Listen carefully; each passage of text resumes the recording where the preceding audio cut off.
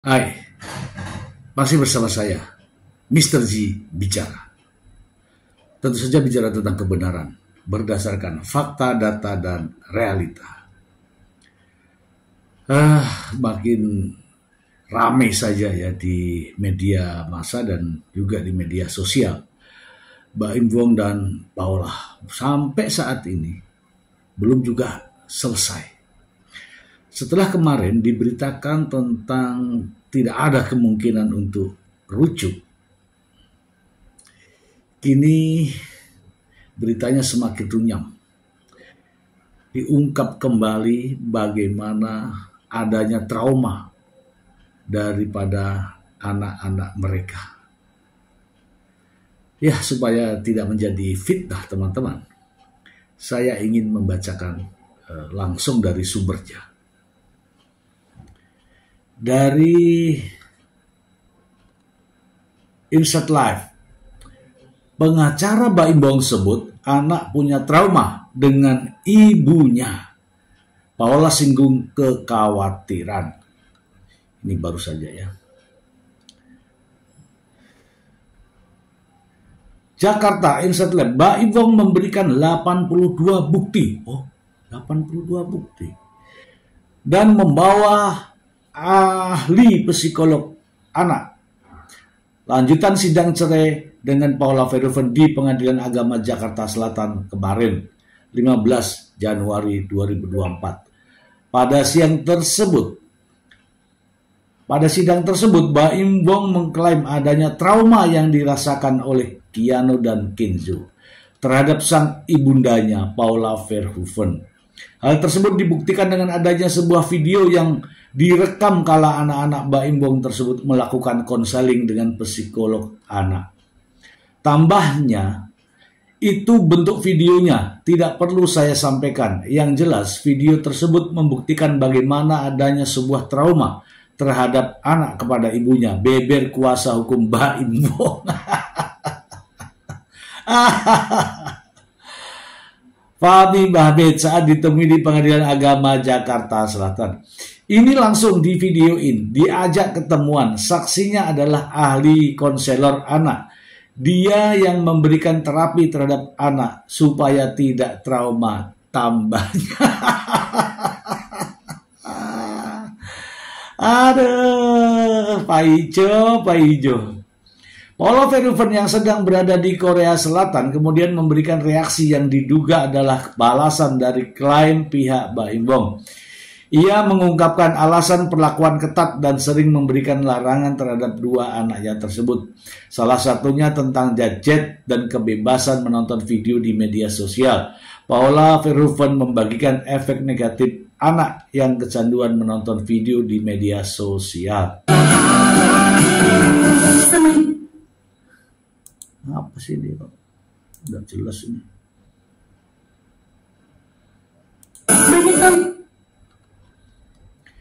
Dia buat para orang tua kasihan anak-anak. Mama kalau melarang pasti ada alasannya. Anak-anakku sayang ibunya dalam unggahan di Instagram. Parah ini ya pengacara ini ya. Selain soal anak, Paula Verhoeven juga membagikan video tentang rasa khawatir bagi umat muslim yang sekiranya sedang mengalami istiraj. Istiraj adalah merupakan keadaan luar biasa yang diberikan Allah Subhanahu wa taala berupa kejayaan, karir, harta sebagai ujian sehingga mereka merasa takabur dan melupakan Sang Maha Pencipta. Isi ceramah yang dibagikan Paula Verhoeven itu membahas soal perlunya merasa khawatir agar tidak menjadi orang yang istiraj. Semoga Allah selalu jaga kalian, amin. Nah ini ya teman-teman ya. Saya itu benarkan kalau ibu-ibu mencegah anak-anaknya agar tidak kelamaan, agar tidak keenakan, tidak terlena dengan permainan HP. Nah ini yang diambil oleh pengacara Baim Wong dengan masalah HP, dan hakim juga pasti tahu dan menilai ya bahwa akibat handphone pada anak, apalagi kalau media sosial lain yang ditonton, itu juga mengkhawatirkan. kita sebagai orang tua. Jadi aneh ya kalau ini dijadikan bukti. Ini kasusnya apa sebenarnya sih? Banyak kok orang-orang tua yang melarang anaknya. Karena apa? Itu. Ya, banyak juga orang tua yang melarang anak-anaknya untuk bermain, ya kan? Yang lebih baik lah, bukan hanya tergantung pada handphone, media sosial dan sebagainya. Ya kan? Ibu-ibu juga kan banyak melarang. Nah, ini justru dijadikan bukti. Katanya trauma. Aduh, betul-betul Pak Ijo ini ya. Aduh. Saya akan bacakan yang baru lagi. Fakta baru sidang cerai Baim Wong dan Paula Verhoeven. Jakarta Kompas.com, sidang cerai Baim Wong dan Paula Verhoeven kembali digelar di Pengadilan Agama Jakarta Selatan Rabu 15 Januari 2025. Sidang mengagendakan kesaksian dari pihak penggugat. Baim Wong hadir didampingi oleh kuasa hukumnya Fahmi Bahmid, sementara Paula Verhoeven hanya diwakili oleh kuasa hukumnya Alfon Kurnia Palma. Berikut fakta-fakta baru dari sidang cerai Baim Wong dan Paula Verhoeven. Baim hadirkan 14 saksi. Baim Wong sudah menghadirkan 14 saksi ke dalam persidangan. Pada agenda sidang terbaru, Baim membawa 3 saksi dan 1 saksi ahli dari psikolog anak.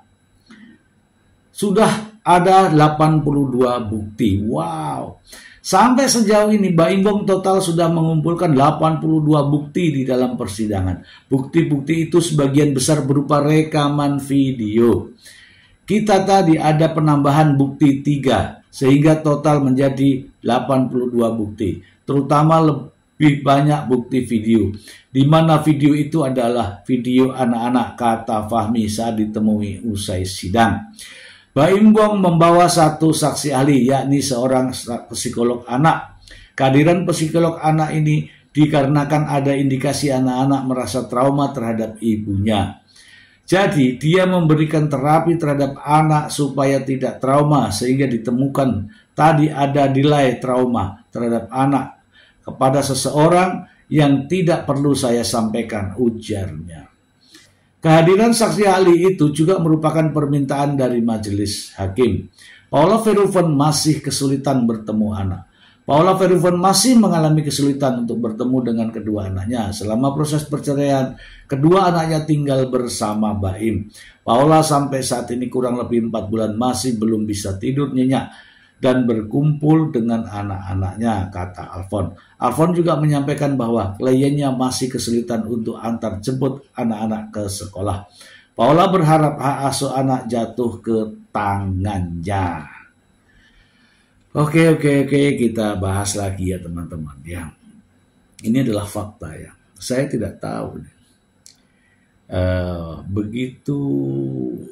begitu parahkah Paula Verhoeven sehingga perlu dihadirkan begitu banyak bukti. Ya, yang pertama 43, kemudian jadi 79, sekarang menjadi 82 bukti. Saksi pun demikian makin bertambah. Demikian juga ahli makin juga bertambah. Tapi anehnya, perkara pokoknya tidak jelas. Perkara pokoknya di sini adalah tudingan perselingkuhan. Mampukah Baim Wong membuktikan tudingan perselingkuhan? Sampai saat ini belum. Malah yang di kotak-katik itu masalah anak.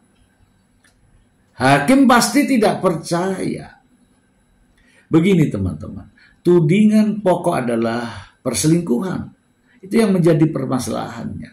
Kalau permasalahan pokoknya ini tidak bisa dibuktikan, yakin dan percaya, ya, hak asuh anak akan jatuh kepada ibunya apapun yang terjadi. Dan saya yakin perselingkuhan tidak dapat dibuktikan. Dan hak asuh anak pasti akan jatuh ke Paula Verhoeven. Nah, guna menghindari jatuhnya hak asuh anak ke Paula Verhoeven, maka Nih ada model baru lagi nih, bukti rekaman video yang konon katanya ada trauma kepada anak. Ya, bagi saya ini adalah akal-akalan saja. Ya, tidak ada anak-anak yang trauma kepada ibunya kecuali ibunya ODGJ. Aneh kan? Aneh ya kan?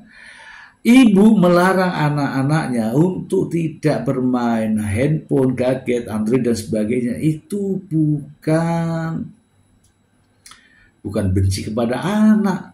Itu justru mendidik dengan baik. Kenapa? Jangan sampai anak ini banyak nih akibatnya nih teman-teman. Banyak sekali akibatnya. Anak-anak sudah kecanduan handphone. Ya, bukan handphonenya tapi di dalamnya itu. Ada video, ada macam-macam. Jadi ini yang dimaksud dengan Paula Verhoeven itu. Yaitu jangan sampai anak-anak kecanduan. Banyak kok yang kecanduan dengan handphone, lupa makan, tidak peduli dengan orang tuanya, ya kan? Dipanggil pura-pura nggak dengar. Itu banyak sekali teman-teman. Jadi ini sang pengacara ini seolah-olah dengan adanya rekaman dari ke psikolog yang ini, aduh, justru dijadikan bahan. Ya, oke lah kalau begitu. Sidang makin lama, sidang makin bertele-tele, makin bagus bagi dia, gitu kan? Tapi ini justru tidak fokus perkara yang mana nih, ya kan? Kalau ketemunya orang yang senang damai, ini udah selesai nih, ya. Kalau perkara ini ketemunya orang yang senangnya adalah senang damai, udah selesai. Tapi faktanya makin bertambah bukti, akhirnya makin panjang nih sidangnya. Kalau makin panjang sidangnya, ya itu sesuai dengan tebakan Anda. Jadi ya teman-teman ya, saya kasih tahu ya, walaupun ini berapa sudah 82 bukti, jangankan 82, 8.000 sekalipun bukti, kalau tidak mengarah kepada pembuktian ketika tudingan utamanya adalah perselingkuhan, yakinlah bahwa tidak akan mampu mempengaruhi hakim. Tudingan ini adalah tudingan perselingkuhan, tuduhan perselingkuhan. Perselingkuhannya kalau tidak bisa dibuktikan, hak asuh anak akan jatuh pada ibunya. Walaupun dengan adanya trauma begini, anak seusia, ini 2 putranya ini masih di bawah 5 tahun ini. Tidak ada istilah trauma dengan anak. Mana ada trauma dengan anak? Mana ada trauma dengan ibunya? Tidak ada trauma. Itu larangan, itu sesaat. Jangan sampai anak ini menjadi kecanduan dengan gadget. Malah dijadikan bukti bahwa ada trauma. Betul-betul. Kayak nggak punya anak saja ya. Wajar ya ketika kita ini membatasi anak dengan handphone.